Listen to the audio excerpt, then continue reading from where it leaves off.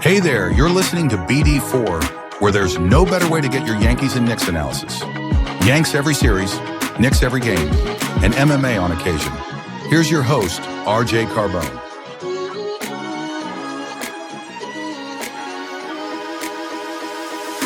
And a high drive in the left center field. Stanley's going to watch another one fly. Are you kidding me? DiVincenzo a three. Bang! Bang! Knicks take a Take this chance to apologize to absolutely nobody. At the wall. See ya! See ya! See ya! Mr. Nova. Anthony for three. Bang! That one goes down and the game is tied. Rose, you shook up the world again. I did it again. My God did it, man. I really just had Gonna have to. Brunson running away. Oh my! He has been the best player to put on that uniform. Ball game over. Yankees win. The Yankees win.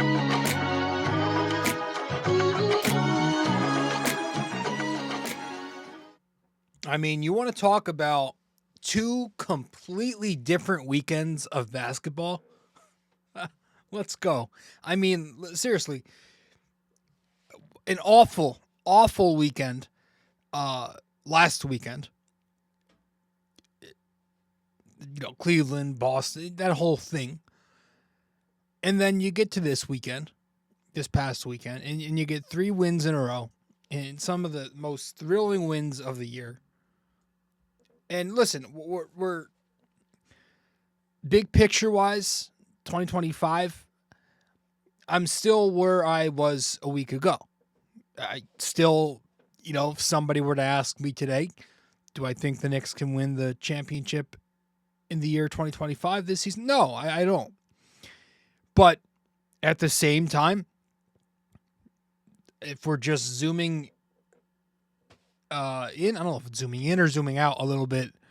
We're 60 games into the regular season right now. So where we are right now, I do still want Knicks fans to appreciate how good of a season the Knicks are having, because this is one of the better regular seasons we have seen from this team of all time. They're winning 2 out of every 3 games, and we're 60 games in. So that means they are 40-20. A 667 win percentage, 40-20 through 60 games. So they just came shy of, Phil Jackson's, Phil Jackson used to say, if you can win 20 before you can lose, or if you can win 40 before you can lose 20. Say that again. If you can win 40 before you lose 20, you're a championship contender, right? Something like that. Just came shy of that, but they're 40-20, man. That's a good ass season that they're having. And to beat that team last night, it is so nice to beat that organization. Any Knicks fan can't stand the Miami Heat, right? You can't stand that organization. You can't stand Pat Riley. You can't stand the fan base. How embarrassing must it be to be a Miami Heat fan and to play the Knicks in your own home and then have the Knicks fill that place to the brim, or at least it sounded that way once they got rolling late second half. I mean, the place is always full of Knicks fans. It's MSG Miami, it's Garden South, whatever you want to call it. It's incredible. Knicks fans travel well. And we're everywhere. We have our own gardens in multiple spots. It's awesome. And what a comeback that was. I mean, how embarrassing must that be if you're a Heat fan right now? You know, when the Knicks lose, you go on Knicks Twitter and everybody wants to fire Tom Thibodeau. I bet you last night Heat Twitter wasn't too happy. With the Heat and Spoelstra, because every fan base does that when they lose tough games. But this wasn't an easy comeback for the Knicks. I mean, they struggled mightily versus that Spoelstra zone, that the Heat always run. I think it was the 3-2. They had some execution issues with it, but there were some process problems with it. The first unit struggled against the zone, and then their defense was just awful. It was atrocious in the first half. And they go down 19 points midway through the third quarter even. But after that, it was like 7 minutes and change maybe in the third quarter. They're down 19. Since that moment, the Knicks outscored the Miami Heat 56-33 the rest of the way. That's a plus 23. So just a big overtime win, 116-112 in Miami. And you had some solid performances all around. You know, Cat, as bad as he was defensively, finished with 19-16 at the end of the day, and he shot the ball well. Brunson, 31 more points, doing his clutch time magic once again. He was 5 for 6 in crunch time. Mitchell Robinson, although he had a quiet second night, made some big hustle plays, diving on the floor for loose balls in the second half a couple of times. Up and down.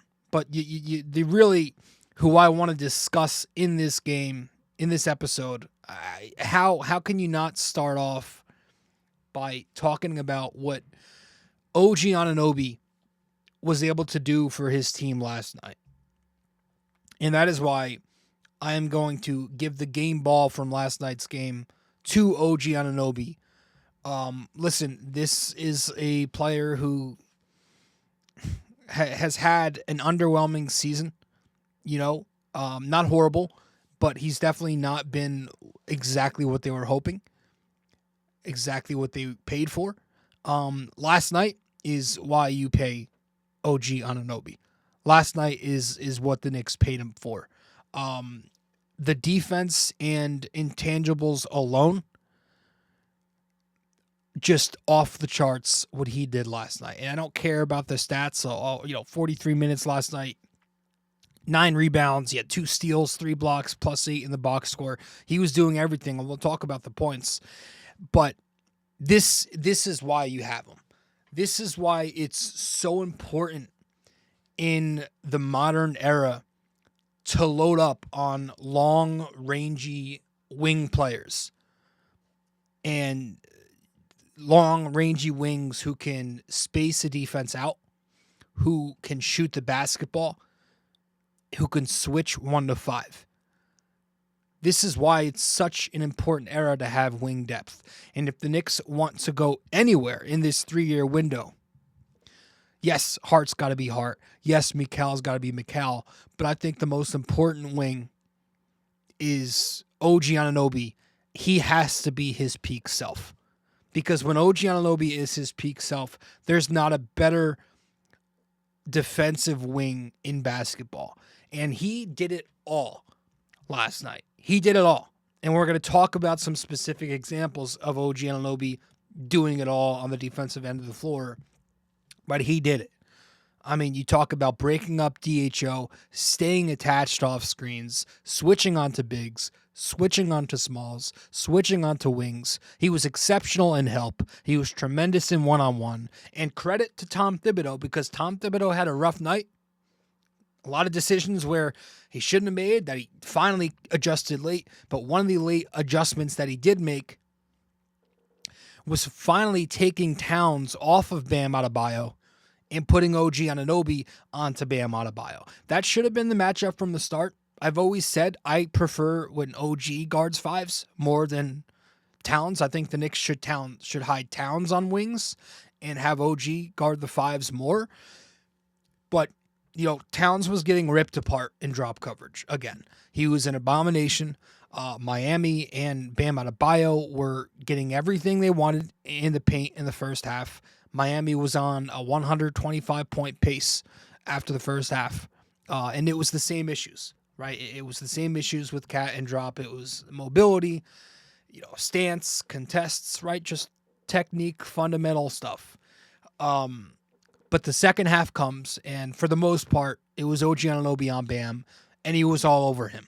He was all over Bam. He was all over everybody else because of his switchability 1 to 5, right? I mean, you look at the fourth quarter, he has 3 blocks in the fourth quarter alone. You had the one with 10 minutes left. He picks up a help side block as low man to stuff Duncan Robinson. You had the block with 18 minutes left, with 8 minutes left in the fourth quarter. It was a one-on-one block where he blocks the shit out of Terry Rozier off that drive. It pisses Terry Rozier off. He gets triggered, gets up, is screaming in the ref's face. And then you had the one with 4 minutes left, which is probably the most impressive part, where he baits Tyler Hero into a three-point attempt by going under the ball screen and then uses his wingspan to block the shot. And that eventually leads into a Brunson transition basket. You just watching that possession, you could see he goes under the screen. Hero sees that, makes three, takes the three-point shot. OG closes to him with his wingspan, blocks the hell out of it. And he was on Hero a couple of times where he just, that possession in the middle of the fourth quarter where he just does an incredible job in one-on-one. He's holding him. He's hounding him. I think that's the best way to describe it. He's hounding him. He's not just holding him. He's hounding him up high and one-on-one on the left wing. And then he falls behind a little bit off of a Bam slip screen, but he's still able to stay with Hero. He's attached to him, and he makes a tough rear contest at the basket. Hero misses the shot. Towns grabs the rebound, goes to Brunson. Brunson goes to Deuce for a transition three. Defense leading to offense. Then you get to overtime. A number of possessions in overtime that just stood out to you with OG. The first couple of minutes, Bam Adebayo makes a couple of tough shots. And that's just, OG was playing exceptional defense. It's just an example of why great offense is always going to beat great defense. But then the next time down, OG causes havoc. Miami can't convert. And then with 2 minutes or something left in Miami down one in overtime, Bam's in his house again. He's on that right elbow. OG is able to poke the ball loose as soon as he faces up, dives on the floor, and it eventually results in a jump ball in which OG wins the jump ball, tips it to Hart, who goes to Brunson for a three. And then the next time down, OG and Hart are in action. Hart gets caught on DHO between Bam and Hero. OG, who's next to the elbow, closes to Tyler Hero, who's shooting an elbow three, to force him out of the shot. He passes out of it. It eventually results in a Davion Mitchell miss off of a drive. But it's just, again, it's an example of elite help defense and an example of OG Anunoby using all 7-2 of that wingspan to rotate up and contest the shot. It was one of those performances where I could sit here and I could tell you how great he was defensively, but it really wouldn't do it justice. You just have to watch that game to really understand how good OG was on the defensive side of the ball. And the offense was good too. Like, I haven't even mentioned, he scored 23 points. He shot 9 for 18. He was 4 for 9 from 3. He had 5 assists. So he did his thing on the offensive side of the ball. And it was interesting because, Spoelstra actually, I was expecting him to, and he did at times, put the big on Josh Hart. A lot of that game, he had Ware guarding OG. Now, I think the reason for that was OG is a corner spacer, right? And you're able to keep, if you're putting Ware on OG in the corner, you're able to keep him in paint help as low man, right? That's where he's best defensively. Where he's an impressive rookie, but he's really good defensively when he's not in high coverage. So I think that was the idea behind that scheme, because OG is not really a threat to screen or initiate above the break like a Josh Hart is, right? Josh Hart, when he's above the break, he's screening, he's making 45 cuts to beat the help, he's pick and rolling. OG's going to shoot on the corner.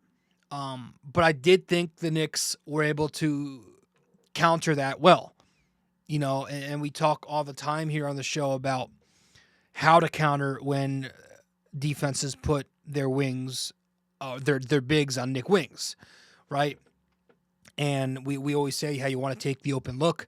You want those guys to cut. You want those guys to be in action, right? Those are the three things we consistently talk about when they face those cross-matching schemes. And I thought the Knicks did that. OG took 9 3-point attempts last night. That's good. That's huge. And that's been another big topic of the year is the Knicks' 3-point volume being too low.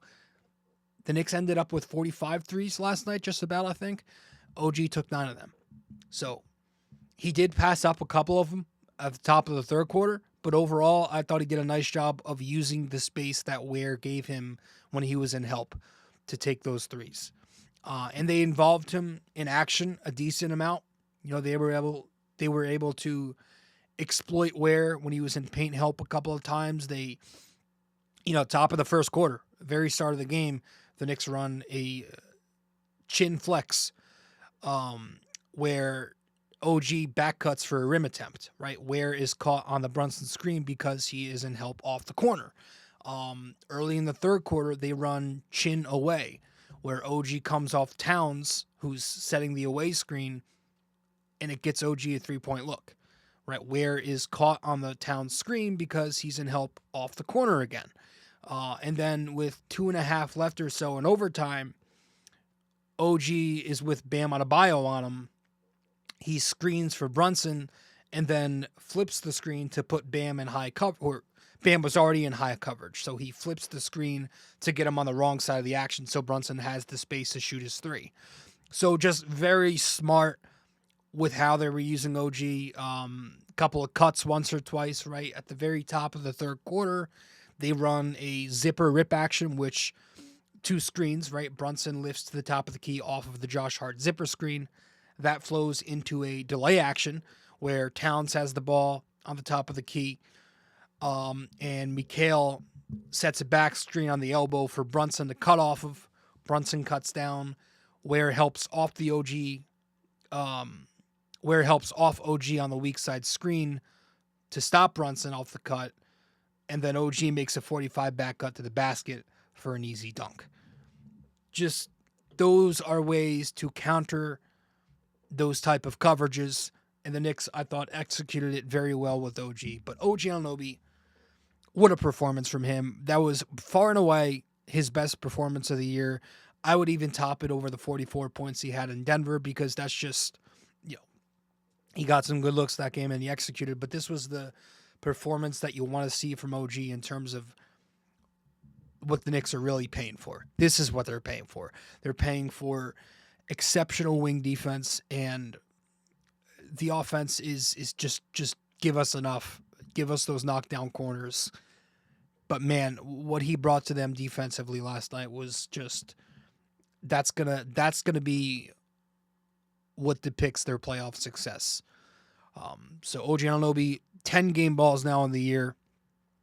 An exceptional job. We're going to talk more about this game when we return from break here in episode 814 of the podcast. Be right back. BD4 is available on social media for those who want to follow. You can find BD4 on Instagram at BD4Pod. You can find us on X at BD4Pod. And you can find us on Facebook by simply searching BD4.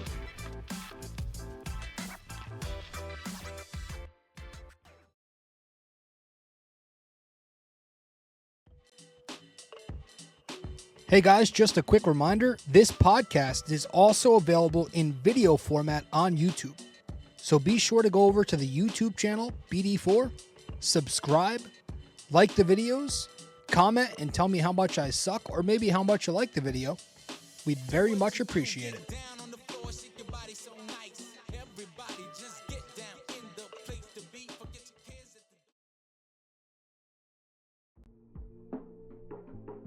Don't have time to sit down and watch a video?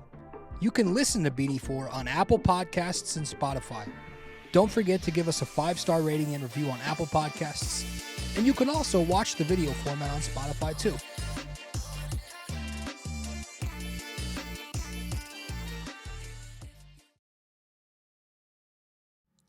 Okay, welcome back to the show, episode 814 of the podcast.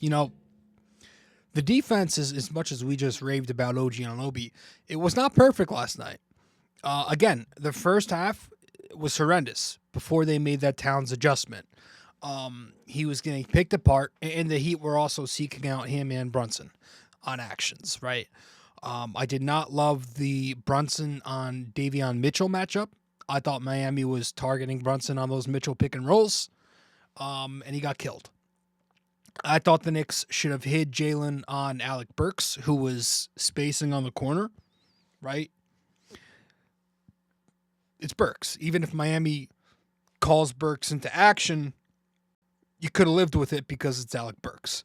The Knicks were afraid to switch Brunson at times, especially onto Tyler Herro. I feel like that was a matchup you should live with. Switch him a little more. They got obliterated in the paint because they didn't switch Brunson very often. So, by not switching, you're allowing Miami to create advantages at the point of attack. And specifically, there were some breakdowns that just cannot happen in a postseason series, or even just against the Golden State Warriors, who are coming up tomorrow night, because they're a team that can shoot, cut, and pick and roll. And there were some instances in each of those aspects where I thought the Knicks were burnt last night.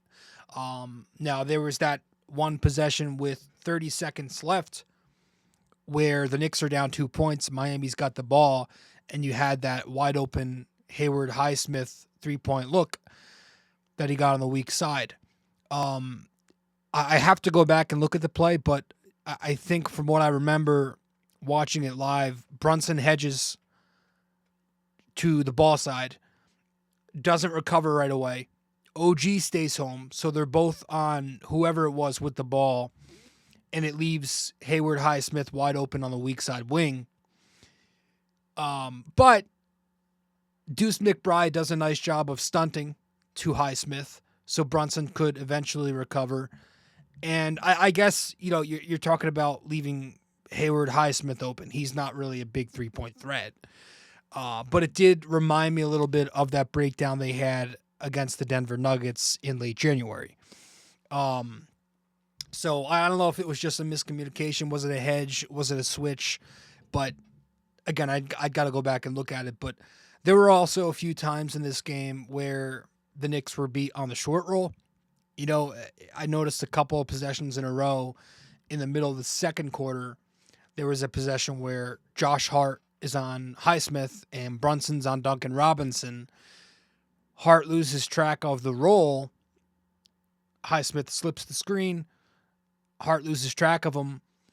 Mitch has to rotate to tag the roll. And then Bam makes a back cut off of Mitch's rotation for an easy basket. That's a breakdown by Hart at the point of attack there. And then the same thing happened, I think, the next time down. It was between Cam Payne and Josh Hart. Hart loses track of the roll again. Highsmith gets an open lane for an easy basket. This time he just takes it. There was no tag. So just stuff like that they really need to tighten up on. These have been season-long issues. It's just miscommunication, breakdowns, and they're consistently happening, which is why the Knicks are ranked 20th or 19th in defense, wherever they are now. Another important Tibbs thing that I want to bring up is, and this is a positive, Deuce McBride. Deuce McBride closes over Mikal Bridges last night. That was very interesting. It's a big deal. It's something to watch. When you're considering the politics of it all, Mikal Bridges is a guy you traded 6 first-round picks for, but he gets benched in the most important moments of the game, right? He plays just 30 seconds maybe in the fourth quarter, and then he plays 30 seconds in overtime. Meanwhile, Deuce McBride, who was the best player on the floor in the first half, only got 11 first half minutes. That bothered me. But the second half comes.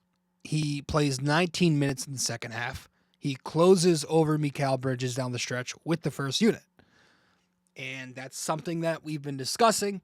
He continues to play well with that first unit. He continues to make his teammates better with that first unit because of his shooting gravity. He's got a lot more shooting gravity than Mikal Bridges does. And he continues to defend better than Mikal Bridges at the point of attack, in my opinion. The eye test backs this all up. The metrics back this all up. And so we're getting to a point. We are 60 games through. There's not much time left before the playoffs. At some point, Tibbs has to take a longer look at that lineup. Brunson, Deuce, OG, Cat, and Hart. You know, we've talked about wanting to see Deuce sub in quicker for Hart. I think that's something they should look at just to get those 5 outlooks. But with Mikal Bridges continuing to underwhelm, the Brunson, Deuce, Hart, OG, Cat lineup could be something that Tibbs closes games with, right? If you're not going to start Deuce at this point because he's not, I think more Deuce, less Mikal Bridges with that unit down the stretch of these games could be something you have to keep looking at, because good things always happen when Deuce is with that first unit. And Mikal continues to underwhelm. If you want to talk about fixing the defense, well, Deuce can play at the point of attack, in my opinion, better than anybody on this team. And again, the offensive stuff, while you have Hart on the floor and the defense can take advantages of that at times, Deuce McBride still gives you more in terms of gravity than Mikal. So that was an interesting decision last night from Tibbs. We'll see where it goes. But yeah, speaking of Deuce, I think I'm going to give Deuce the game ball from off the bench. He gets the Bing Bong game ball because I thought he was good again. 12 points, 3 for 7 shooting from 3. 1 turnover only, and a plus 11 in 30 minutes. That's his 25th game ball of the year. Continues to knock down timely shots, right? You got 5.5 minutes left in the fourth quarter. The Knicks are down 10 points. He knocks down a huge 3 out of a slob play, and you had 3 minutes left. He knocks down a basket to give the Knicks the lead, where he comes from underneath the rim, sidesteps into a mid-range, knocks it down. So I know his shot has not been as efficient this year. You're hoping it's coming back to him. Lately, he's been knocking it down. His last 3 games, he's 8 for 12 from 2. That's 67%. In his last 2 games, he's 6 for 12 from 3. That's obviously 50%. And what you like about that is the volume is there. 12 threes in 2 games. That's what you want to see. You need more of that. You know, we talk all the time about the Knicks 3-point volume, but it's good to see Deuce and OG lately upping the pace in terms of 3-point volume. So good for Deuce McBride. Defense, offense, very key lately. And the Knicks continue to win these types of games, man. And as we said last episode, we mentioned it, these clutch wins mean something, but it's the experience over execution right now. It's the fact that they're getting experiences in these types of games. They could have lost that game last night. It really wouldn't have mattered. It's the Miami Heat. A loss against them doesn't mean anything. It's the fact that they keep experiencing these games, and I think that's going to pay off in the postseason. And, you know, for shits and gigs, I did do some research last night. If we're talking about execution, I did do a little research last night, and I wanted to see what this looked like on paper. And I found that since 2008, 13 of the 17 NBA champions had a top 5 win percentage in clutch games in the regular season. So that's 76% of champions in the last 17 years, top 5 in clutch games. 15 of 17 NBA champions had top 10 win percentages in such games. So that's 88% of champions in the last 17 years. In recent history, Boston was 4th in clutch win percentage last year. They won the chip. And Denver, who won the chip in 2023, was 5th. So, you know, I'm not saying the Knicks are going to win the championship, and I'm just saying what these numbers suggest. And I think what they're suggesting is that there's a solid correlation between a team's performance in clutch situations and the ability to win a championship. I'm not putting this stuff into the numbers because I think it's just more about mental toughness and experience. But what I will say that you could take away from something like this is I'll go as far as to say it could help this team steal a couple of games in the first or second round. I think that's what it says. So it's good.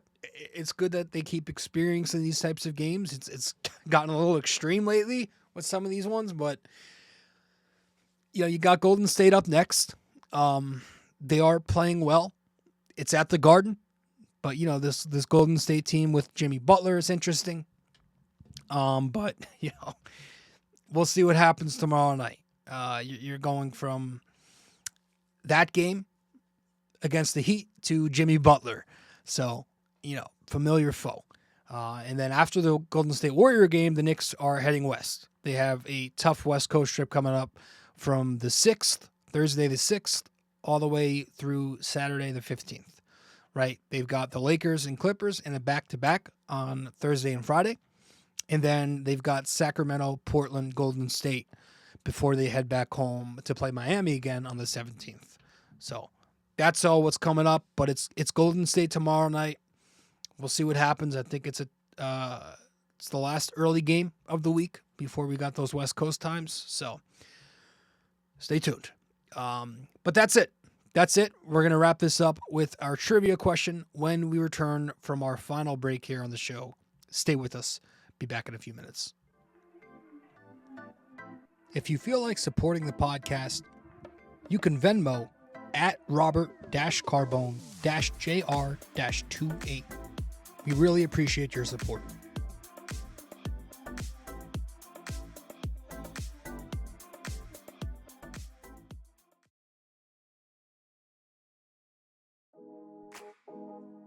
Do you enjoy Yankees baseball but are tired of hearing me yap?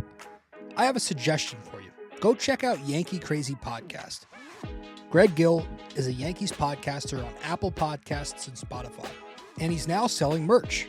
Go to yankeecrazy.myshopify.com.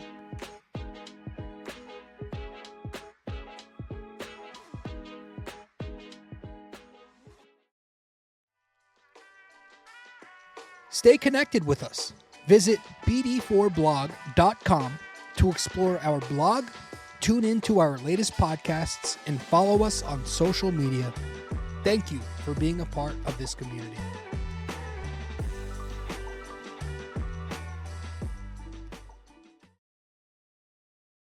All right, let's wrap it up with our trivia.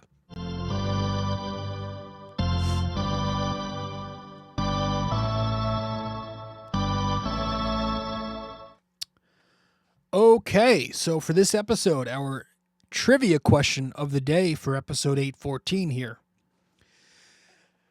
Being that the Knicks just played a game against the Heat, in the 1997 playoffs versus the Heat, which Knick got into a physical altercation with P.J. Brown? For anybody who remembers that, bled into the crowd. So in the 1997 playoffs versus the Heat, which Knick got into a physical altercation with P.J. Brown? So let me know the answer wherever you can reach me. If you get the answer correct, I'll give you a shout out in front of all two of our listeners. Folks, I appreciate it very much, and I will see you in the next show. Big win, fun win. Let's see what's up next for this Knicks team. Later. Well, if you made it this far, that means you listened to or watched the entire episode. Thank you. Just remember to follow, subscribe, download, rate and review, and all that fun stuff to help out the podcast. And I will see you in the next episode of BD4.